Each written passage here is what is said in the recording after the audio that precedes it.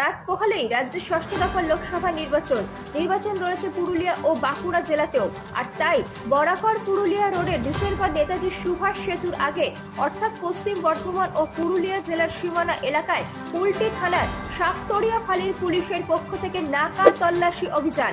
এই দিন পশ্চিম বর্ধমান জেলার দিক থেকে পুরুলিয়াগামী 4 চাকা ও মোটরসাইকেল থামিয়ে নাকা তল্লাশি চালানো হয়। একই সাথে আসা যাওয়ার গন্তব্য বিবরণ জানতে চাওয়া হয়। বলতে গেলে সুষ্ঠু শান্তিপূর্ণ নির্বাচন সম্পন্ন করার লক্ষ্যে প্রশাসন